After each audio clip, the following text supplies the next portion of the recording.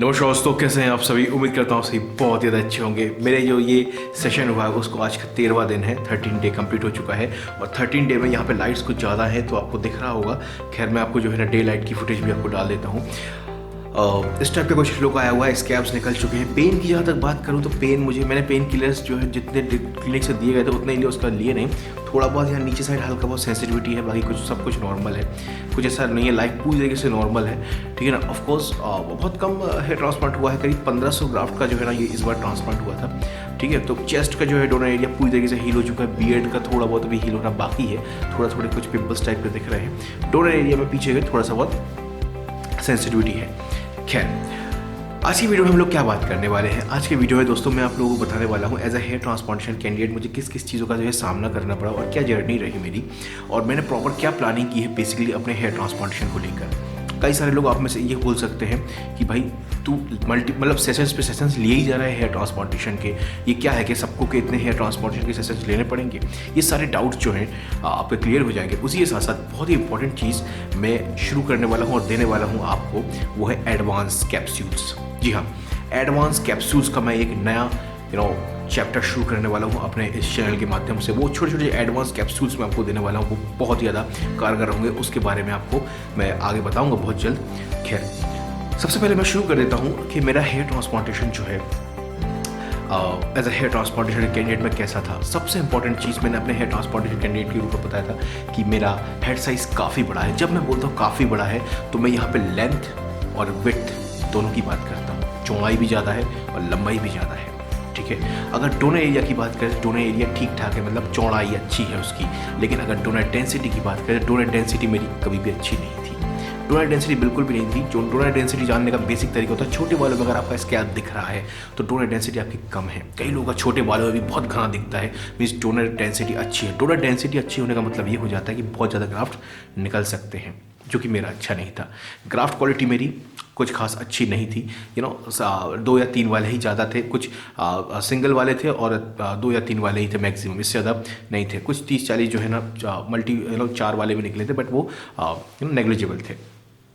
Hair quality ठीक ठाक थी। तो ओवरऑल जो है, अगर मेरा हेड साइज़ अगर थोड़ा सा छोटा होता तो मैं एक अच्छा कैंडिडेट हो जाता हेयर ट्रांसप्लांटेशन का। लेकिन मेरे जितने भी सेशंस हुए उन सब में मैं आपको सच बताऊं कि हर बार कैलकुलेशन होता है कि भाई यहाँ से शुरू करेंगे यहाँ तक में जो है 100-150 ग्राफ्ट में हो जाएगा, पर यहाँ से लेके यहाँ तक जाते जाते 300 ग्राफ्ट कब खर्च हो जाते हैं पता ही नहीं चलता, क्योंकि चौड़ाई भी बहुत ज़्यादा है मेरे हेड साइज़ की। तो मेरे as a hair transplantation candidate मेरे जो हेड साइज़ है मेरे लिए बहुत बड़ा ड्रॉबैक रहा है, बहुत बड़ा ड्रॉबैक रहा है मेरी हेड साइज़। इवन मैं आपको बताऊँ इस सेशन में मैंने डेंसिटी अपनी बेसिकली इस बार जो प्लानिंग की है मैंने इस सेशन में 1500 ग्राफ्ट्स की जो है प्लानिंग है। कुछ 1200 के आसपास जो है ग्राफ्ट जो है मेरे डोनर एरिया से निकले हुए थे, और कुछ 200 के आसपास जो है मेरे चेस्ट से निकले थे, और 100 के आसपास बियर्ड से निकले। मैं बियर्ड से ज़्यादा नहीं निकाला मैंने मेरे को फर्स्ट प्रायोरिटी बियर्ड है तो मैंने ज़्यादा ऊपर से लेने को नहीं दिया उनको।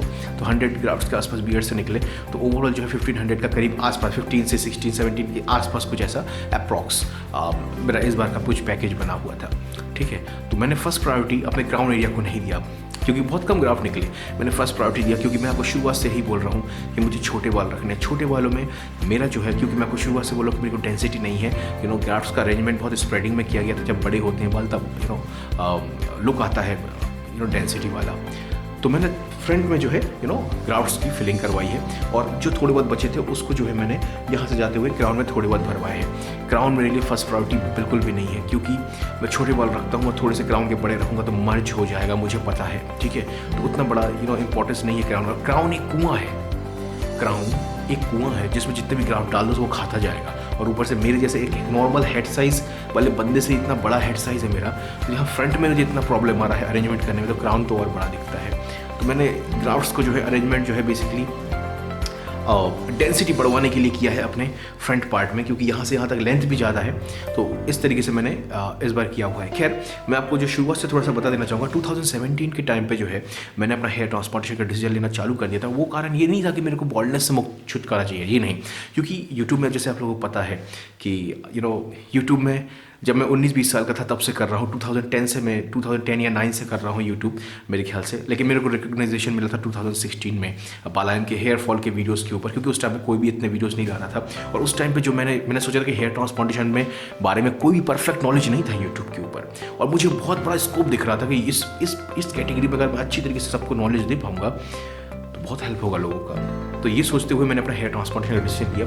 कई सारे क्लिनिक में मैं विजिट करना चालू किया, लेकिन धीरे धीरे हर क्लिनिक से जो है ना, उस टाइम मैं मुंबई में रहता था, हर क्लिनिक से मुझे नेगेटिविटी मिलती थी कि भाई आपका हेड साइज़ काफ़ी बड़ा है और डोनर एरिया उतना सफिशिएंट नहीं लग रहा आपका कि आपका पूरा कर पाएंगे, और समय के साथ साथ आपका रिसीट भी होगा आपके आसपास के बाल, तो मुश्किल है, पूरा गारंटी कोई नहीं ले रहा था। इवन मैंने उनको जब ये बोला कि मैं ये सब चीज़ वीडियोस यूट्यूब में डालने वाला हूँ, तो थोड़े और वो पॉजिटिव हो गए, थोड़े से वो और अपने आप में थोड़ा सा उनका कॉन्फिडेंस गिर गया कि भाई आपके ऊपर इस तरीके से हम नहीं कर सकते, क्योंकि आप यूट्यूब में इंटरनेट से इस तरीके से डालोगे तो कल कुछ हो जाए तो कवर नहीं हो पाएगा, तो हमारा नाम खराब होगा।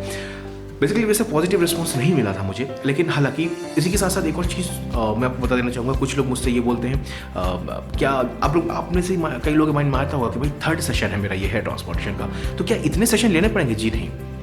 मैंने एक सेशन उस टाइम पे लिया था 2017 के टाइम पे। वो सेशन जो था लिया मैंने, बहुत छोटा था, ठीक है ना, और वो डिसीजन कुछ जो है ना कॉम्प्रोमाइज डिसीजन था हेयर ट्रांसप्लांटेशन का, जो कि मैंने जब लिया था उस टाइम पे मैंने सोचा था कि मैं 2-3 महीने बाद फिर ले लूँगा, फिर वो हो नहीं पाया, तो बहुत छोटा हेयर ट्रांसप्लांट हुआ था। तो वो प्रॉपर प्लानिंग के साथ जो है मेरा फर्स्ट सेशन नहीं हो पाया था, बहुत कम हुआ था। इतना सेशन तो मे बी अभी इतना ही क्राफ्ट करीब मेरे को एक्सट्रैक्ट करके लगाए गए हैं, तो वो सेशन पूरी तरीके से नेग्लिजिबल है। जो मेरा फर्स्ट सेशन हुआ था 2017 में, क्योंकि उसके ऊपर वीडियोज़ बने हुए हैं इसलिए मुझे एक्सेप्ट करना पड़ता है कि मेरा एक्चुअली वो फर्स्ट सेशन था। बट टेक्निकली मेरा फर्स्ट सेशन जो पिछला वाला था ना, वो मेरा फर्स्ट सेशन था, क्योंकि किसी भी हेयर ट्रांसप्लांटेशन में बड़े ग्रेड के बॉल्डनेस में आपको एवरेज बता रहा हूँ मैं, एक जनरल बात कर रहा हूँ, 2 सेशन में एक डिसेंट और अच्छा हेयर ट्रांसप्लांट हो सकता है। बड़े ग्रेड के बॉल्डनेस की बात कर रहा हूँ मैं। हालांकि हेयर ट्रांसप्लांटेशन आप मल्टीपल ले सकते हो, जितना आपका डोनर एरिया उतना ले सकते हो। अभी मैंने चेस्ट के थोड़े से यूज़ किए, थोड़े से बियर्ड, इन फ्यूचर अगर मुझे लगे तो मैं और भी बियर्ड के यहाँ से निकाल के लगा सकता हूँ, प्यूबिक हेयर्स लगा सकता हूँ, चेस्ट में मेरा भी और भी बाल है उनको शेव कर करके मोटा करके और भी लगा सकता हूँ। मीन्स मल्टीपल सेशन हम हेयर ट्रांसप्लांटेशन पर ले सकते हैं। जिसके पास पैसा है जो कर सकता है, उसका डोनर एरिया खत्म भी हो जाए तो सिंथेटिक हेयर ट्रांसप्लांटेशन भी करा सकता है। मतलब ये यहाँ पे बात कर रहा हूँ कि हेयर ट्रांसप्लांटेशन आप कितना भी चाहो तो ले सकते हो। लेकिन जब मैं बात करता हूँ एक एवरेज आम आदमी की, आपके और मेरे जैसी, तो क्या हमारे पास इतने पैसे नहीं कि हम भाई हर साल जाके हेयर ट्रांसफर कराएं। तो उसके लिए सिंपल सी बात है, बड़े ग्रेड के बॉल्डनेस में मोस्ट ऑफ द केसेस में 60-70% में एक बार में हो जाता है। लेकिन कुछ क्रिटिकल किसी ग्राफ्ट पतले होते हैं, कुछ निकलते नहीं, तो उस केस में कम से कम आपको 2 सेशन तो लेना ही पड़ेगा, ठीक है। वो आपके ओवरऑल पैकेज में ही वो आ जाता है वो चीज़, ठीक है ना। तो 2 सेशन तो लेना ही पड़ेगा। तो जैसे जो आपका सवाल था कि मेरे क्या इतने सारे सेशन में लेता रहूँगा क्या? जी नहीं, मेरे एक्चुअली ये 2 ही सेशन हुए हैं। मैं इसी क्लिनिक से, जिस क्लिनिक से मैंने पिछला किया था, उसी क्लिनिक से मैंने इस बार भी कराया है। तो प्रॉपर प्लानिंग के साथ 2 सेशन हुए हैं। तो हेयर ट्रांसप्लांटेशन में 2 सेशन कम से कम आपको बड़े ग्रेड में लेना पड़ेगा, क्योंकि उससे आपका एग्जैक्टली पता चलेगा। क्योंकि एक बार में पूरा निकालोगे तो डोनर एरिया डैमेज हो सकता है, ठीक है ना। जो पिछला सेशन था उसमें इस तरीके से निकाला गया था कि डोनर एरिया डैमेज ना हो, और सेकंड प्रायोरिटी दी गई थी क्राउन को। इस बार जो है, हालांकि मैं गया हुआ था क्राउन के लिए ही, लेकिन जब मैंने पूरा कैलकुलेशन किया तो मुझे ये पता चला कि मेरे को छोटे बाल रखने हैं, और छोटे बालों में मैं बहुत अच्छा लगता हूँ। मैनेजमेंट बिल्कुल कम है, डर्मा रोलर ईजिली चलता है, माइक्रो नीडलिंग बहुत अच्छे से कर सकता हूँ, और मैं जैसा कि मैं एक फील्ड वर्क से जुड़ा हुआ हूँ तो बहुत अच्छी तरीके से मैं उसको मेंटेन कर पाऊँगा। तो मैं छोटे बालों में थोड़ा सा डेंसिटी मैंने बढ़वाया है, उस तरीके से गया हुआ हूँ, और मेरे ख्याल से मेरा डिसीजन बहुत सही है। और आप ये भी समझ सकते हैं कि मेरे को ग्राफ्ट्स की इतनी कमी है कि मैंने थोड़े बहुत ग्राफ्ट्स जो है अपने हेयरलाइन से निकलवा के भी यहाँ पे फिलिंग करवाए हैं, ताकि थोड़ा सा हेयरलाइन को थोड़ा सा पीछे ले लिया है मैंने, जो कि थोड़ा सा और नेचुरल लुक देता है, कुछ थोड़ा सा नेचुरल लुक देता है, और ग्राफ्ट का भी जो है ना फिलिंग वर्क हो गया है।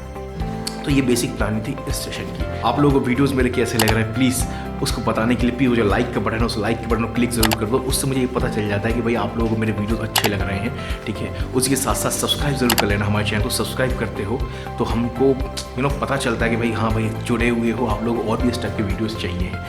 ठीक है। इसी के साथ साथ आप लोगों को ये भी समझ में आ गया होगा इस वीडियो के माध्यम से भाई कि यूट्यूबर हो, कोई भी इंसान हो भाई, पैसे दे रहा है तभी वो हेयर ट्रांसप्लांटेशन करा रहा है क्लिनिक में जाके।